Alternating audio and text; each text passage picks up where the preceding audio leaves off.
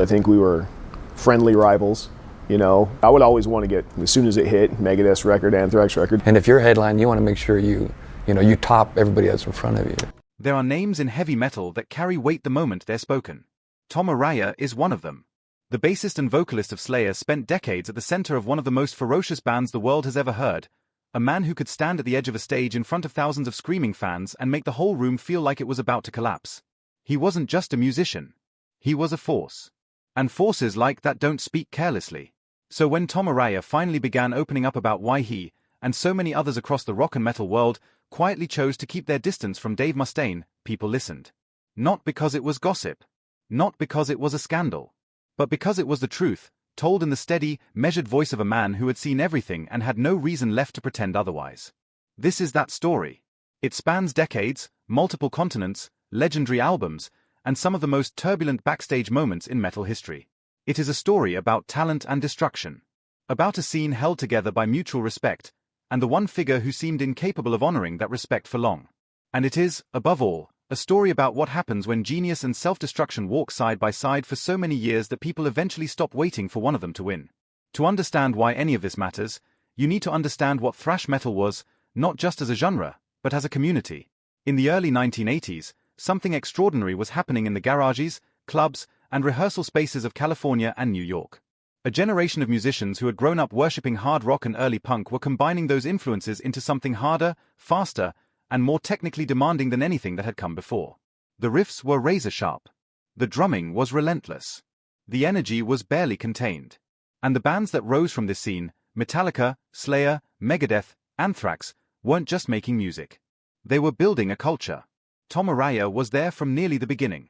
Slayer formed in Huntington Park, California in 1981, and Araya anchored the group with a presence that was impossible to ignore.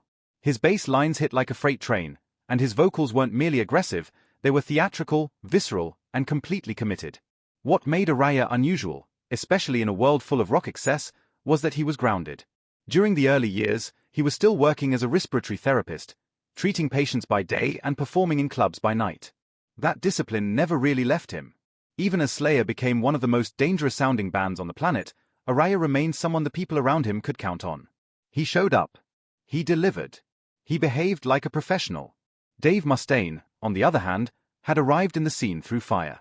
His story is well known, a gifted, explosive guitarist who played with Metallica during their earliest days, only to be fired before they recorded their debut album. The reasons were no secret: substance abuse, volatility, and a personality that made cooperation increasingly difficult. Mustaine didn't accept the dismissal quietly. He went back to California burning with something between fury and ambition, and he channeled all of it into a new band. Megadeth, formed in 1983, was not just a group, it was a statement. Mustaine intended to be faster than Metallica, more technical than anyone else in the scene, and so undeniably brilliant that the world would have to acknowledge what they had thrown away. For a time, he succeeded spectacularly. Albums like Killing Is My Business, and Business Is Good, and Peace Sells, but Who's Buying, were genuinely revelatory, sharp, complex, and seething with a kind of furious intelligence that separated Megadeth from their peers. Mustaine's riff writing was in a class of its own. His guitar tone was unlike anything else on the radio. There was no question that he was one of the most gifted musicians of his generation. The question, the one that would follow him for the next 4 decades, was whether that gift was worth the chaos that always seemed to come attached to it.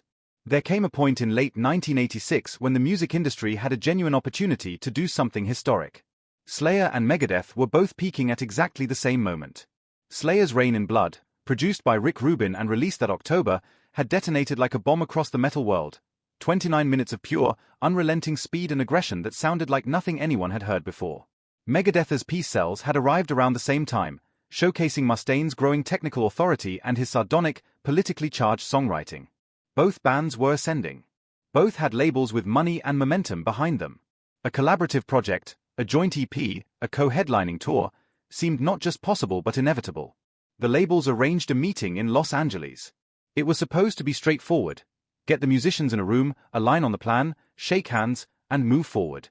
Slayer arrived on time. Their full lineup was present: Araya, guitarists Kerry King and Jeff Hanneman, and drummer Dave Lombardo. Megadeth's bassist David Ellefson arrived as well, apologizing for Mustaine's absence and assuring everyone he was on his way. Hours passed. The studio clock ticked. The label representatives grew visibly uncomfortable. And then, sometime in the late afternoon, Dave Mustaine arrived, several hours late, visibly intoxicated, and seemingly unaware or unconcerned with the damage his tardiness had already caused. What followed was one of the most destructive hours in thrash metal's behind-the-scenes history. Mustaine, rather than settling in and addressing the business at hand, began holding court. He made rambling pronouncements about the state of metal. He offered unsolicited criticism of Rain in Blood, dismissing its production and implying that Rick Rubin had somehow diminished Slayer's raw power. For the musicians in that room who had worked exhaustively on that record, who knew what it had taken to capture that sound, it was an extraordinary thing to hear, particularly from a man who could barely keep his balance. Kerry King, who has never been known for patience or subtlety, responded. The exact words vary depending on who is telling the story, but the message was clear. He pushed back, hard. Mustaine's reaction was instantaneous and catastrophic.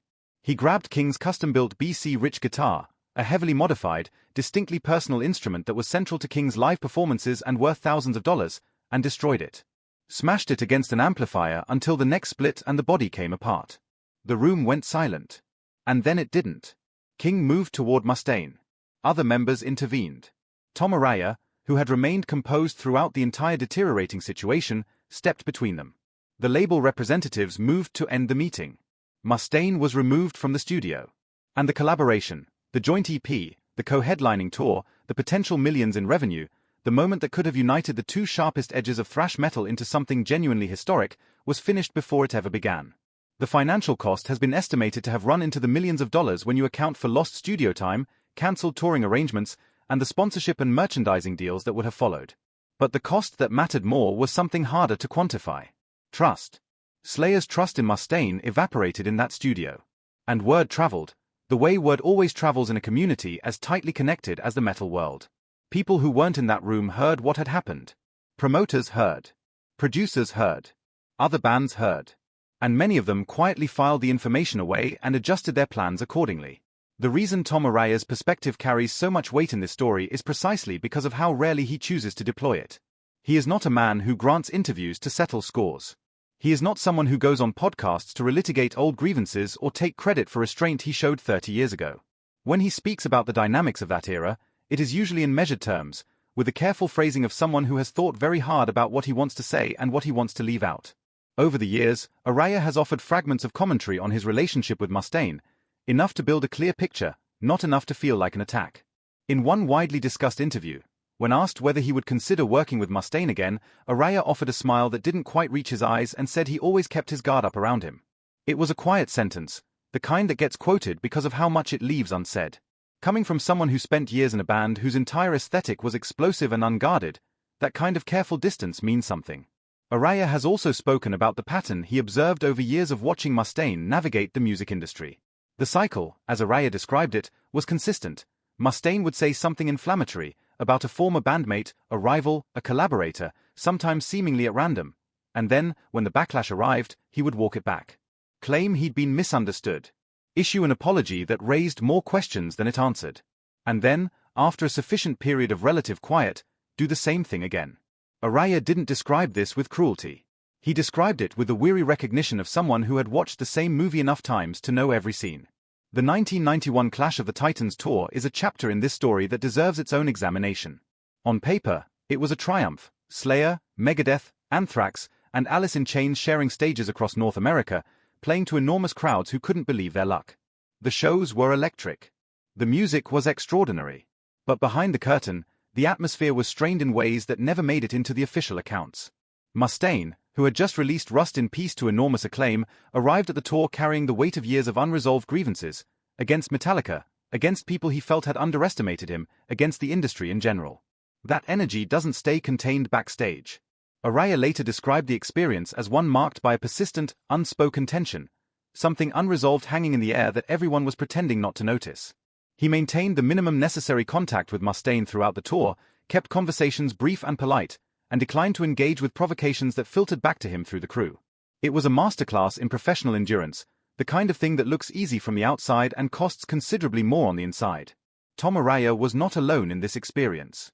One of the most significant aspects of Mustaine's story, the part that goes beyond personal conflict into something structural, is how many respected figures across the rock and metal world arrived at similar conclusions through their own separate paths. Rick Rubin, who produced Rain in Blood and whose instincts about music are as reliable as anyone's in the industry, reportedly had no interest in working with Mustaine after the events of 1986. Rubin built a career on his ability to create productive environments, spaces where artists could do their best work without unnecessary friction. Mustaine represented the opposite of that. Producers talk to each other. Engineers talk to each other. Tour managers talk to each other. Gradually, a reputation solidifies not through a single story but through the accumulation of many smaller stories, each one reinforcing the same conclusion. Working with Mustaine means accepting a level of chaos and unpredictability that most professionals are not willing to absorb. Promoters began building extra provisions into contracts when Megadeth was involved. Some required deposits that weren't standard for other acts. Others quietly passed on opportunities to book Megadeth at festivals where the potential for conflict might damage relationships with other bands on the bill. None of this was public. It rarely is. The music industry does much of its most consequential work in the space between official announcements, in conversations that happen in green rooms and hotel lobbies and on the phone at midnight. What Araya understood, and what his commentary over the years reflects, is that reputation in the music business is not just about what you can do.